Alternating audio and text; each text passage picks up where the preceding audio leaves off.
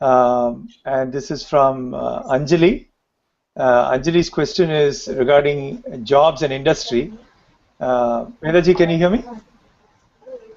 Yeah. Yeah. So the question is about jobs, and she says you have to create industry and plants. How can you get land for a plant when no one is willing to give away their lands and no one is ever happy to be compensated when they give up their land? So how do we find a balance? Because we need industry, at the same time we need, people to give up their land so we can build industry. So how do you find the right balance is her question.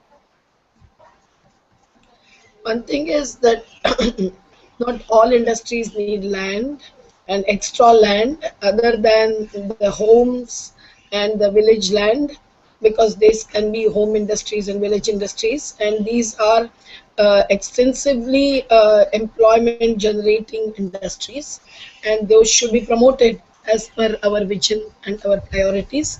Another thing is there is enough of wasteland in India, and all of the wasteland is not cultivable, not even available and usable for plantation. So there can be the industrial plants on that land and not the any vegetative growth. It is therefore necessary that that land should be first used. For example, in Maharashtra, there is at least 80,000 acres of land in this state in India, which was already acquired and not used. And that is by the Maharashtra Industrial Development Corporation. This is the RTI response that we received. And there is similarly many industrial complexes which were planned, where even some factories were set up, but those are now closed down due to the wrong industrial and economic policies of the rulers. So we give priority to this land and use that land first. Why the industrialists generally don't approve that land, as the Tatas did not want the land which was low-lying, uncultivable on one side of Durgapur Express Highway, because they want the best of the location. They are not ready to go as far as a village countryside, where they would have to spend more money on infrastructure. So this is what we should question, because they are using the public infrastructure. The highways, flyovers are necessary infrastructure for the people of India. But if the industries plan their ways and plant themselves on the lands next to all highways and all flyovers at the cost of all the people and their habitats and their own industrial operations, and mind you, even agriculture is a kind of industry, because there is input, throughput and output, and that cannot be ignored, that needs to be respected. And even in the urban areas, wherever there are small units, these so-called slums are the guilds of services, where the people are engaged in various occupations and vocations, without whom and without which service the city cannot be built, the city cannot be run, the city cannot be cleaned. And hence even those needs to be understood as employment generating occupations, not just the big industries which in a way lead to jobless growth, as even the Reserve Bank of India is saying. So we want industrialization, but not at the cost of agriculture, unless it is the last resort.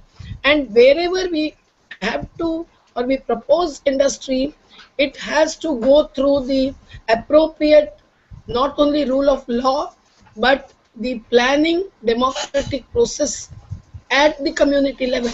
That is Aam Aadmi Party's position. That has been the movement's position. That was what Gandhiji said. That was what Ambedkar promoted. Dr. Baba Sahib Ambedkar led the battle for the Dalits' right to the local resources through the Mahad tank, the Chaudhar tank as it was known in Marathi. So all, even Marx was for ownership of means of production. So the means of production, the sources of life support in the village community or anywhere can be utilized for any other diverting purpose, but only with the consent of the community. and that is Swaraj, and that is the Lok Raj. And hence it is necessary that we have industrialization, but very selectively, going through the proposal. As far as the acquisition is concerned, the forcible acquisition was the British legacy. Unfortunately, it is still on, in spite of the fact that through umpteen number of struggles across the country, we got this act changed. But the amendment is not perfect. The amendment takes into consideration the fact that consent is needed for any land acquisition for the private purpose, but not for the government projects. And there are at least 100 laws across the country, the state and the central laws included, but they are covering only 3 of the central acts as in the schedule of the new act. So the acquisition remains to be forcible under all other acts, whether the state acts or the central acts till date. So this is cheating, this is betrayal, and hence we want the forcible acquisition to be stopped because it is undemocratic, it is unconstitutional, and it is unjust and unjustifiable. That is our position. We are not against industrialization. And of course, if any industry or industrialist is absolutely corrupt, and corruption can be of both monetary resources and natural resources.